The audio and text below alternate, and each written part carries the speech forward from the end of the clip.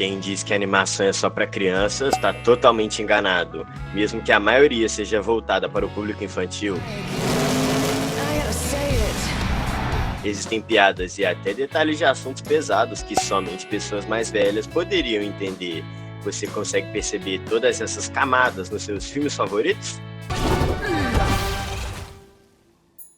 Aposto que você já ouviu falar a frase, a arte imita a vida. E Guerreiros do K-pop fez algo que vai te fazer ver o filme inteiro com outros olhos, depois de descobrir o que eu vou te contar. Não é nenhum segredo que a indústria do K-pop é algo gigantesco, né? Os artistas passam por treinamentos rigorosos que às vezes, como no caso do DJ, chega a durar até 10 anos. E como é algo extremamente grande e tem muito dinheiro envolvido, nem sempre os artistas são tratados como pessoas, e sim como máquinas de imprimir dinheiro para produtoras. A própria Jay, que já foi compositora das músicas do filme e voz de canto da Rumi, passou por isso, pois ela já foi considerada velha demais depois de todo o seu treinamento e quase desistiu da carreira.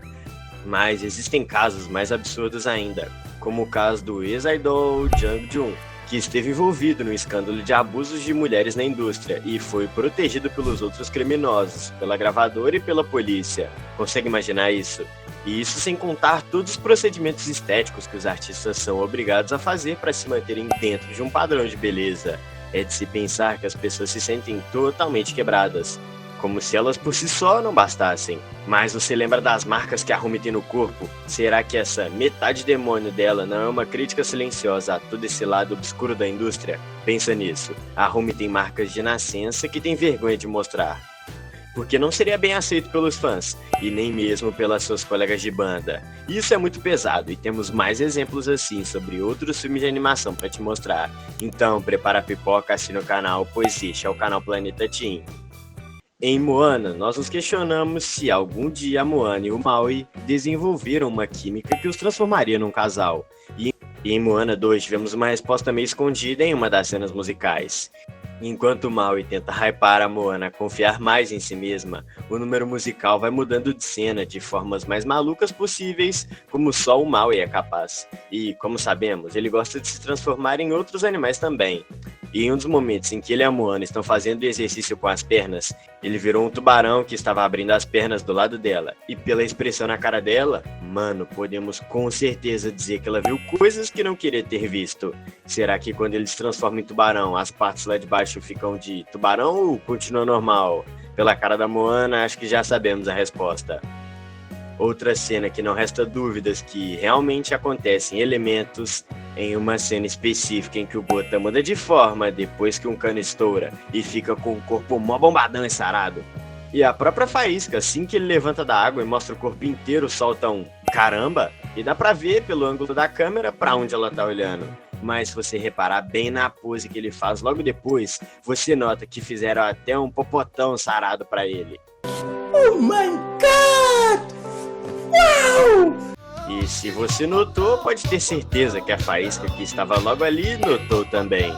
Inclusive, dá pra ver que ela tá claramente olhando direto para aquilo que você também tá olhando. Com isso acontecendo, não é à toa que os dois se tornam um casal ao longo do filme, não é mesmo?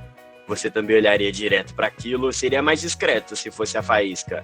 Então, comenta a sua opinião usando a hashtag aquilo nos comentários. Uma das coisas que mais aparece quando a gente fala em momentos adultos escondidos em desenhos são os diálogos cheios de duplo sentido. E em Zootopia isso rola fácil, logo numa das primeiras conversas entre Joey e Nick, quando ela faz a conta da multa que ele teria que pagar se fosse preso pelos crimes dele, a coelhinha solta: "Eu posso ser uma coelha boba, mas sou muito boa em multiplicar." O detalhe é que, além de matemática, todo mundo sabe que coelhos são especialistas em outro tipo de multiplicação, já que se reproduzem sem parar. O Nick, claro, entende o recado e fica com aquela cara de quem percebeu a piada escondida na fala dela. Mas não para por aí. Mais pra frente, o filme manda uma mais bizarra ainda. Jude e Nick vão parar num lugar escondido, onde todos os animais estão pelados. Em desenhos como Blue, isso pode até parecer normal, mas em Zootopia, Jude fica em choque, como se tivesse acabado de entrar numa colônia de nudismo. A cena até parece engraçada, mas é só imaginar todos os personagens sendo humanos que a coisa ganha uma camada bem estranha, e bem mais adulta do que a Disney gostaria de admitir. Em Shrek 2 tem uma das piadas mais criativas e engraçadas da franquia inteira, e essa é com certeza a minha favorita.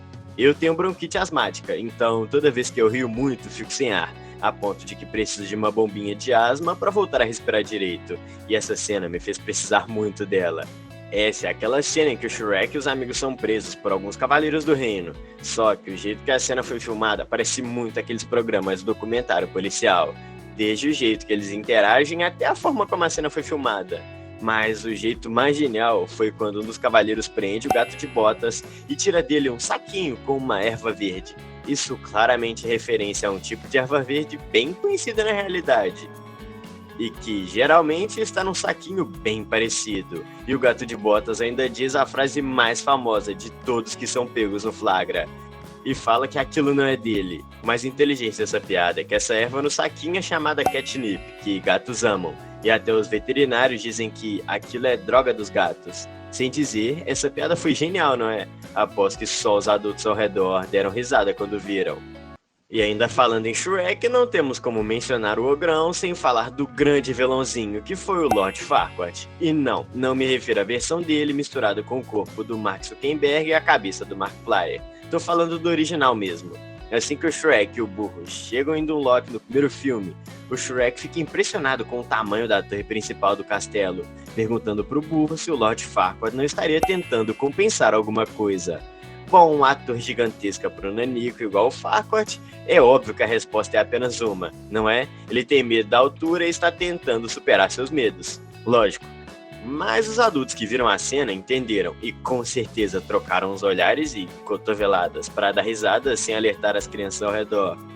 Eu poderia ficar falando de Shrek aqui o dia todo, mas temos mais desenhos para mostrar. E se você chegou até aqui é porque tá gostando do vídeo, então aproveita e assina o canal.